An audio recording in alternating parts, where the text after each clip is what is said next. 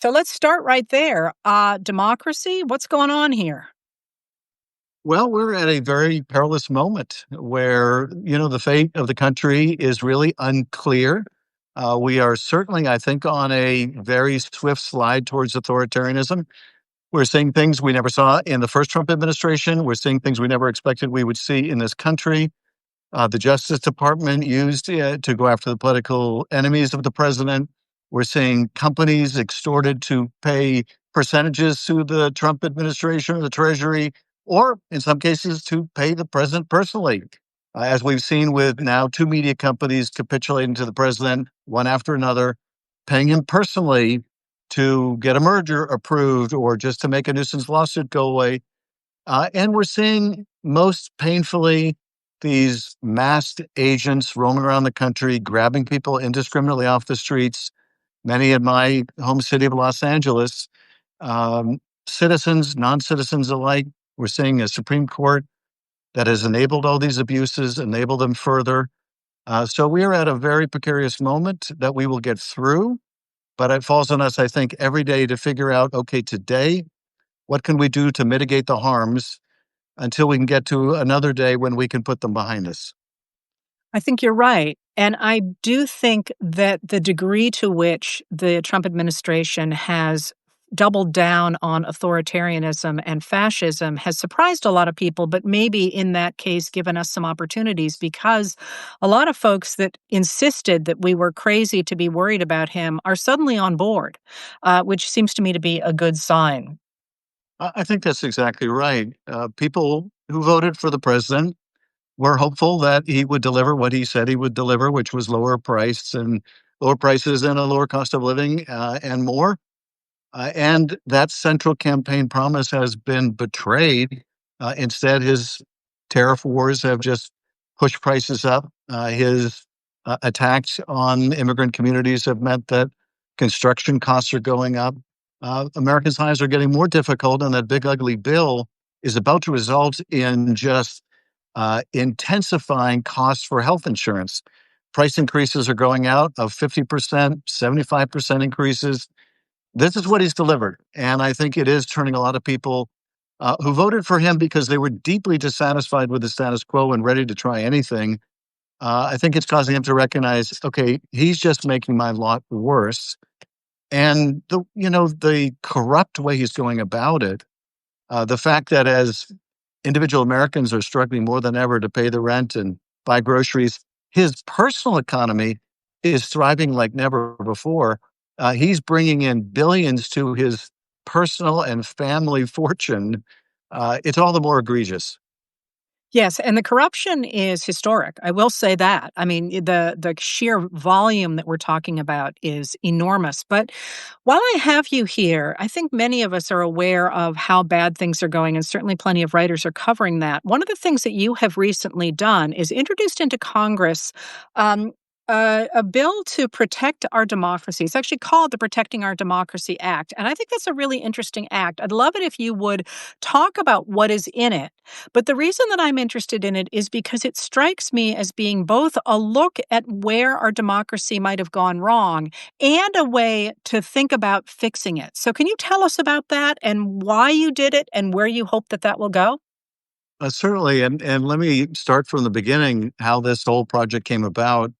I would say about midway through the first Trump term, I was on the House floor talking with Speaker Pelosi, and I said, it may not be too early for us to start thinking about our own post Watergate reforms in the same way that Congress after Watergate built up some guardrails that served the country well for 50 years. Maybe we need to start working on the next set of guardrails, our own set of reforms. And she thought that was a very good idea. And she assembled a group of chairs of various committees. And we put together the first version of the Protecting Our Democracy Act, which we got passed in the House. But of course, it got killed in the Senate or stalled in the Senate. We are taking up that mantle again. And because the first Protecting Our Democracy Act was a response to a lot of the abuses in the first term, and those have multiplied, the second iteration contains even more guardrails. So it would, for example, attack the president's self enrichment. The problem we have found with the emoluments clause of the Constitution, which should prohibit these kind of gifts of $400 million aircraft from gutteries, is that it has proven unenforceable. So this bill would create an enforcement mechanism so that we can make sure that the president is not selling U.S. policy to the highest bidder. It would apply, for example, the conflict of interest laws to even special government employees like Elon Musk. So they can't, essentially pad their own pockets or their own interests at the expense of others, their competitors, or the American people. It would do all we can to curb the abuses of the pardoning power. It would prevent a president from dismissing a criminal case against himself. It's a whole host of things. It would increase Congress's power to hold executive accountable and enforce subpoenas instead of what we saw during the first Trump administration when effectively the president said, pound sand when we subpoenaed him. So these are some of the guardrails we want to re-erect. Let me ask you a couple of questions about that. First of all, you said that in the first Trump term that this Protect Our Democracy Act passed through the House. That was a Democratic-dominated House. Is that correct? Yes, it was. Okay. So then the next question that I want to ask about it is that it sounds to me, and one of the reasons I feel like we're in the mess we're in is precisely because the Republican Party put partisanship above country in the two impeachment cases against Donald Trump. So a lot of what you are putting into that act, it seems to me, is legal recourse for a situation in which members of a presidential party refuse to take the idea of impeachment seriously. We've never had to deal with the emoluments clause, for example, in the past, because presidents recognized that if they broke it, they would find themselves at the losing end of an impeachment. Am I correct about that? Oh, you're absolutely right about that. And, that gets to another realization of these difficult times, which is you can have the best written constitution in the world, and I believe we do. You can have the best written laws meant to constrain the worst impulses of human nature, and maybe we do. But none of that will be enough if people don't give meaning to their oath of office, if they're not guided by the truth, if they're unwilling to recognize facts, then none of it will be enough. And sadly, what we have seen is Republicans, I think, much to the consternation of what our founders would have anticipated, have completely sacrificed the ambition of their institution to the ambition of the president. And so that vital safeguard has come down. What I find astounding every day is we could stop all these abuses tomorrow.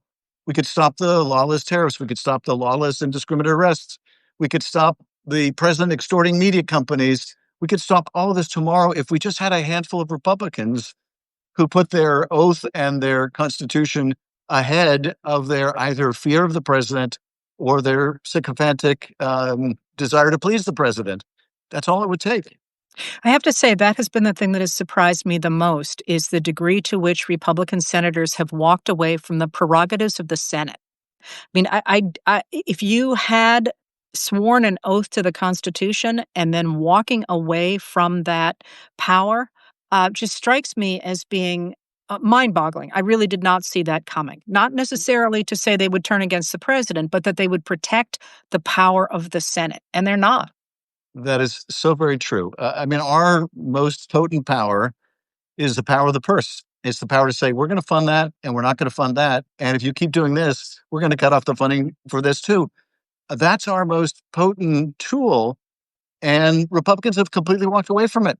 In fact, even as we enter these discussions about the funding bill that's due at the end of this month, the president is telling us, Republicans are telling us, they're going to renege on the deal. They're going to impound funds they don't want spent. They're going to rescind funds they don't like. So they're saying, tell us your funding priorities and we're going to ignore them. We want you to agree to something, but we're going to renege on it.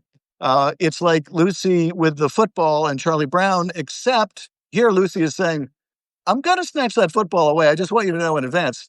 So that's what they're telling us. And if Congress is willing to say, we're going to completely abdicate even this most important power, then what is left to constrain a runaway presidency and in particular presidency that is heading more and more towards dictatorship? Well, that's the real question, right? The question of why that they are willing to walk away from the prerogatives of the Senate and the prerogatives of Congress to do things like control the power of the purse, which is, of course, the very first thing that the framers of the Constitution paid attention to almost exactly 248 years ago, this moment. But I also, think, Heather, I think the answer to that question is really two things.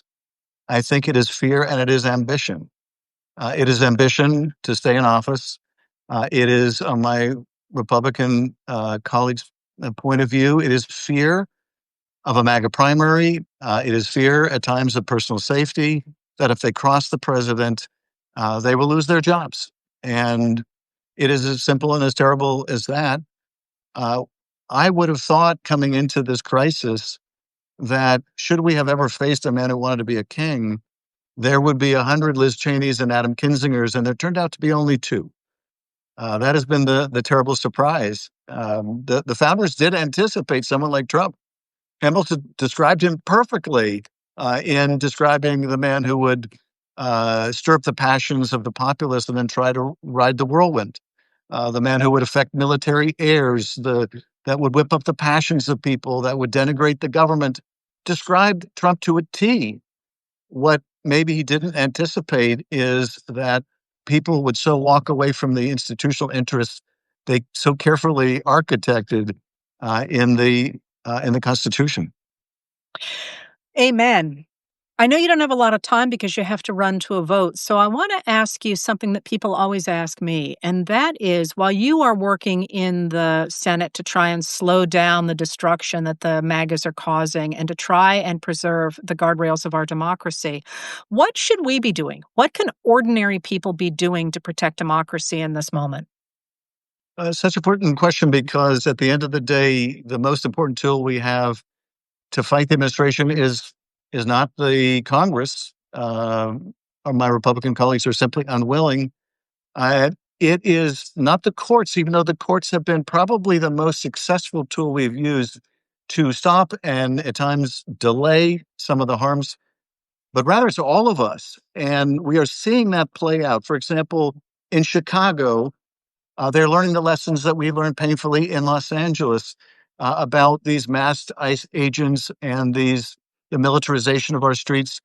And you see parents taking immigrant children to school so that their own parents don't risk being arrested in the process. You're seeing people drop off food to immigrant households like they did during the pandemic so that people don't have to leave their house to buy food and potentially get arrested. You're seeing people donate their time in litigation. You see people take to the streets on No King's Day by the millions. You're seeing people show up at the polls in extraordinary numbers. We're seeing changes in the electorate since that disastrous presidential election, where in Republican districts you're seeing a flip of the electorate in just dramatic terms. So this is what it's going to take, and we need to disabuse ourselves of the idea that there is a magic legislative button or a perfect piece of litigation, or even a perfect and simple step that we as citizens can take.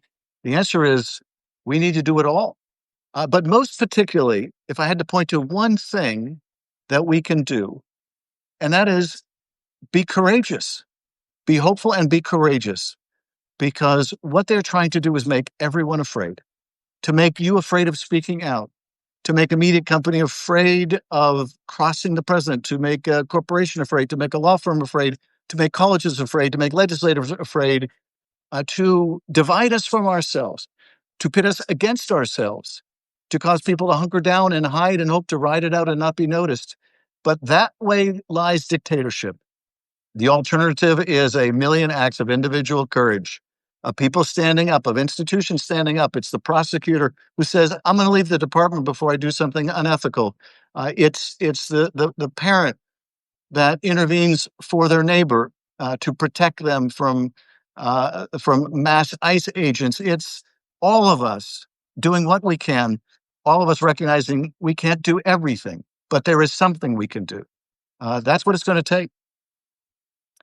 It is going to take, it sounds like, we the people, which is a wonderful way to end this interview. and to thank you very much for being here, Senator. And please do come back whenever, but please do keep us posted on what happens, not only with the passage of your legislation, which seems unlikely in this particular Congress, but in discussions around it, because it does seem like a vision for moving forward to a nation that does not have to grapple again with the situation we have now, where a party is putting its own interests above the nation and where a president is trying to become a dictator.